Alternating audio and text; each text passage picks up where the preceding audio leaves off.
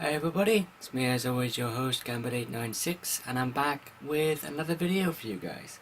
Today I'll be reviewing Ultimate Comics Spider-Man Volume 2 by Brian Michael Bendis. The series is written by Brian Michael Bendis, and on the second volume we have Chris Samnee, Sarah Pichelli and David Marquez on the artwork. Once again we have Justin Ponsor, Ponsor, however you choose to pronounce that. Once again reprising his role on the inks, and the second volume collects issues 6 through 10 of the Ultimate Comics Spider-Man series. So the story starts out with Miles Morales once again given Nick Fury's reluctant approval to become the new Spider-Man within the Ultimate Universe. And there's a really cool character moments right from the get-go where we have Miles essentially still getting used to having the powers of Spider-Man and still being used to being in the costume, and also still being kind of new to the whole kind of crime fighting thing as well at the same time, as you can see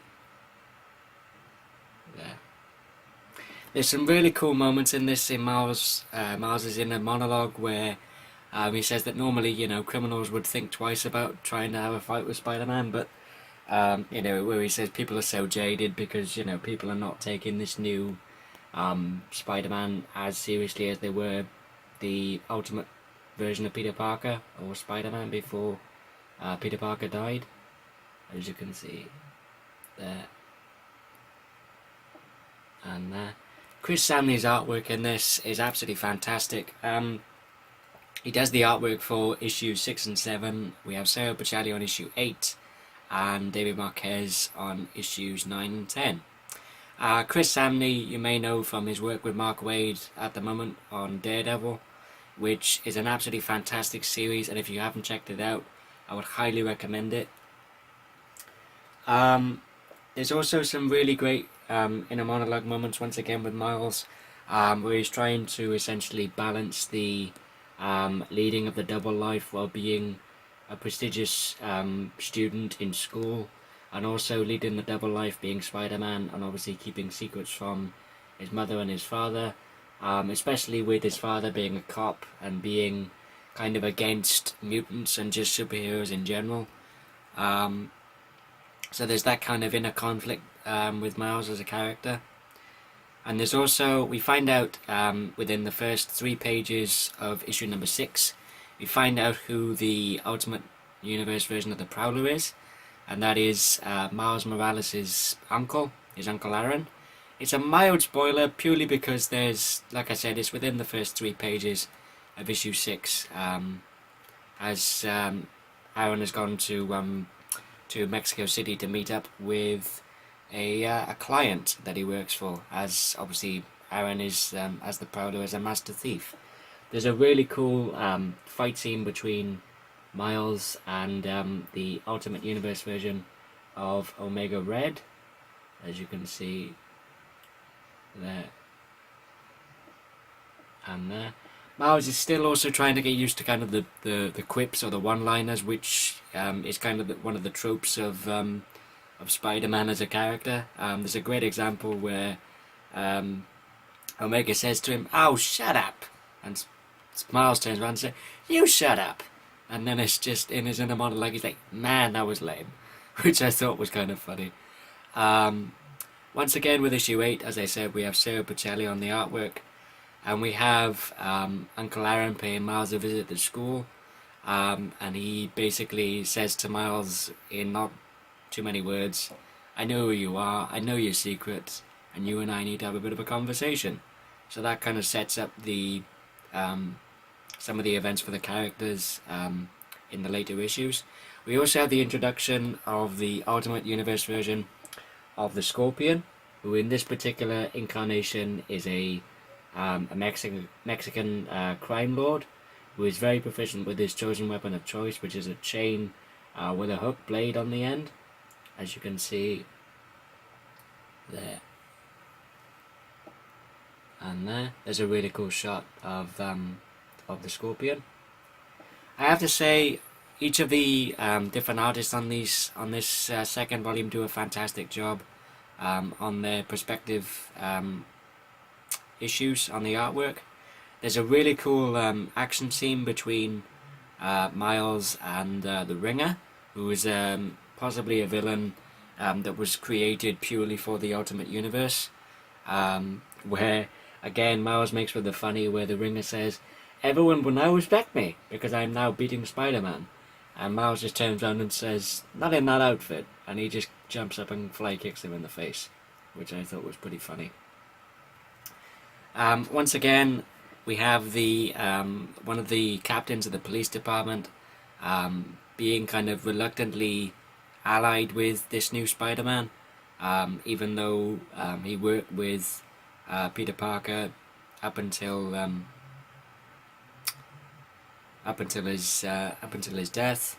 The artwork I just showed you is some of David Marquez's art, and then with issue number 10 we have the revelation to Miles that his uncle is indeed the Prowler, as you can see there and there. David Marquez does some pretty cool stuff with the panel layouts as well, with his issues that he's on, and I have to say I really like Sarah Pichelli's more kind of realistic artwork, but I have to say I prefer David Marquez. It's just kind of a cool blend of being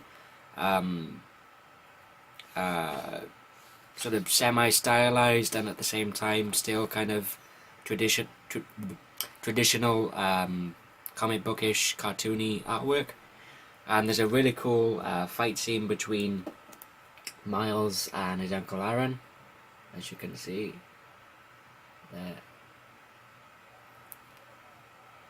and there.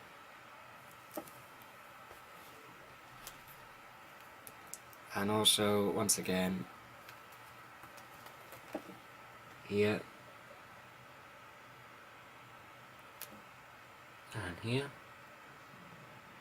There's some really great dialogue and some banter between Miles and Aaron, where Aaron is basically trying to tell him, you know, I inadvertently created you because I stole the spider from Norman Osborn's laboratory. It wound up in my apartment, it wound up biting you, so technically you're my responsibility, so I need to sort of school you and teach you the ways of being Spider-Man, essentially.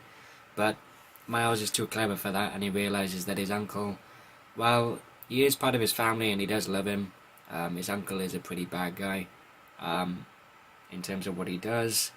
There's a really cool story moment at the end, which will carry the character of Miles forward into Volume 3, which is part of the United We Stand, Divided We Fall crossover event with within the books within the Ultimate Universe, which was Ultimate Comics Spider-Man, the Ultimates, and also Ultimate Comics X-Men as well.